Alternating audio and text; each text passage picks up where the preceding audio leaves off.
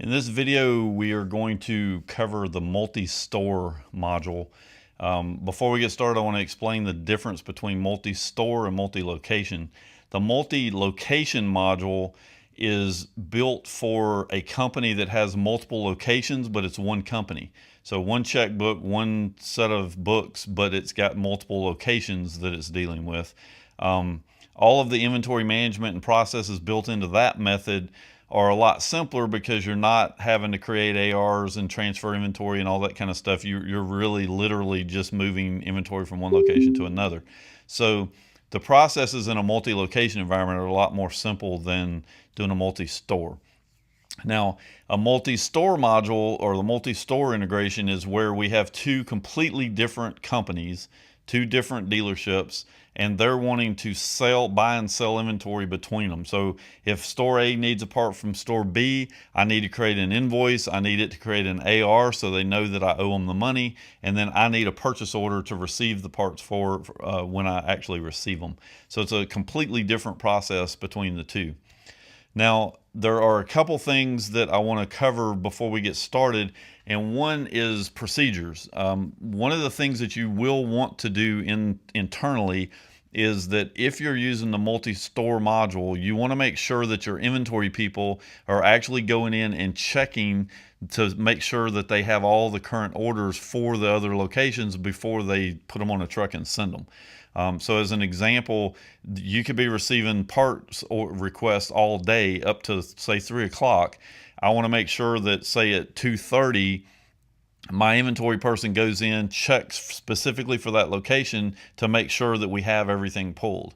And then when we get ready to put it in the box and actually put it on the truck, I want my shipping person to actually go in and look and make sure that they have all the parts that need to go to that location pulled and ready to go.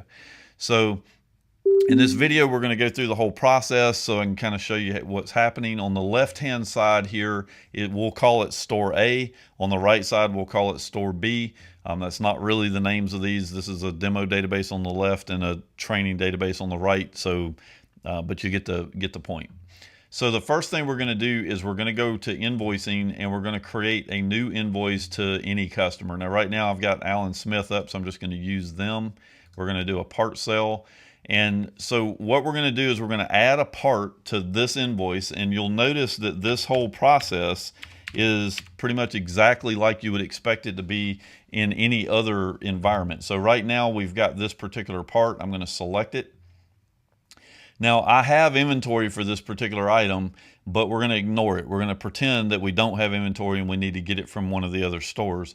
So up here at the top, when you're in a multi-store environment, you'll have other stores. We're going to select it.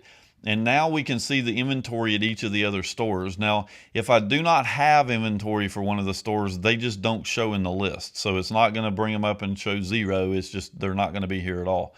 So if you click that and get no results, then that's the situation. You don't have them available. But in this case, I'm going to sell them from, or I'm going to order them from Trial Full 2, which is our store B in our example. So we're going to go ahead and add this and close.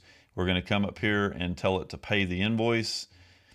We'll tell it to save this, and we're going to come down here and just pay for it with cash. So this process in Store A, the requesting dealership, is completely the same as ordering this part from Honda or from one of the other vendors. It really makes no difference.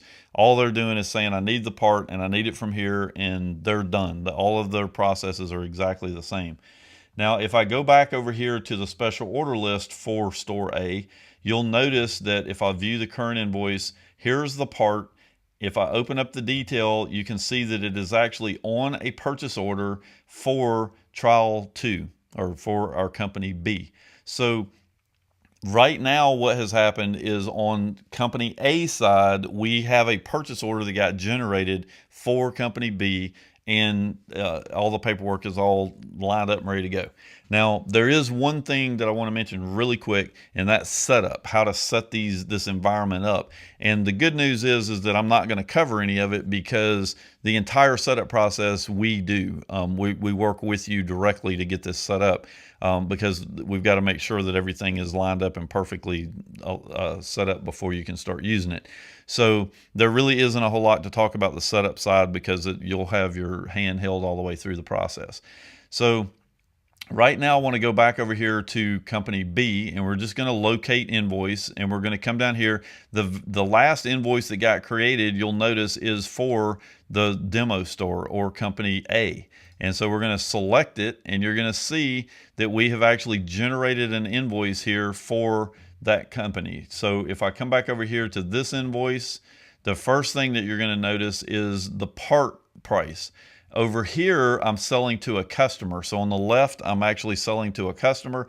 I'm selling it to them at retail. Over on the right, I am actually selling the part or buying the part from company A or company B in this point, and we're getting the part at cost.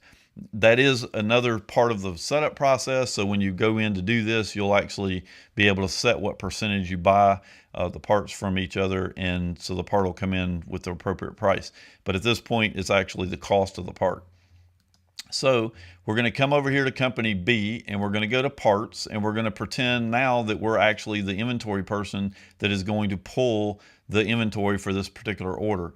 So we're going to tell it, we're going to look up, we know that we've got other locations, so I'm going to check to see if they actually have any orders that are out here. I'm going to tell it to pull the current contact, and you'll see any orders that are open for that location. I'm going to go pull them and tell it to pull the items. And so this part works just like any other inventory management process that you've got inside of Lizzy, whether you're shipping inventory parts or pulling them for service or whatever it happens to be. It's the exact same process, so very little to really learn or worry about at that point, other than at that point I'm going to search for a particular customer to make sure that I've got the stuff before I go on the truck. So again, I'm going to do this before the truck leaves to make sure that I have everything that store needed.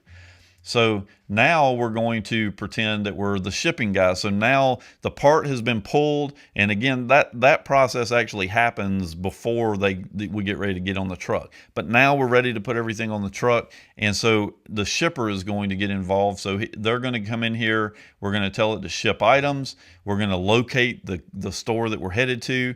We're going to tell it to ship current contact, and that's going to bring up a list of items that we need to ship over to the other dealership. And so we're going to go ahead and tell it we're going to ship one of these. We're going to tell it to ship. And we're going to, you'll notice here that it has automatically taken care of the payment of this order. So all we've got to do is, let's see, I think here, let me just, so it's already selected everything, and so we've got a total of 0 down here, so we're just going to tell it to process the payment. And so now those parts are put on the truck, they go over to store A, and store A goes in and receives the purchase order. So what happened over here, just like we said a moment ago, when we were on the special order list, it actually created a purchase order. So this is the PO that got created when we placed the order. It automatically got tagged as ordered, so there's nothing to do here, except now we actually need to receive it. And then over here on this side, if we go to accounting and we look at our accounts receivables, you'll actually notice that there's an account receivable for the same amount as the earlier invoice that we were looking at, saying that company A owes us money for the part that we shipped to them. So the AR is created on the company B side, the payable is created automatically on the company A side, and then at some point during the month, we've got to reconcile the two and get company B paid for all of the parts that they had ordered. So the process of working with another store in this environment is cut down considerably because I'm no longer worried about having to deal with the paperwork. All I'm doing is telling it that, hey, I need that part, and then company B is told hey, they need that part, they pull it, they ship it, they do everything exactly the same way they always do. So there's very little to actually learn in how this works as far as the different employees and what they're doing in relation to the multi-store environment.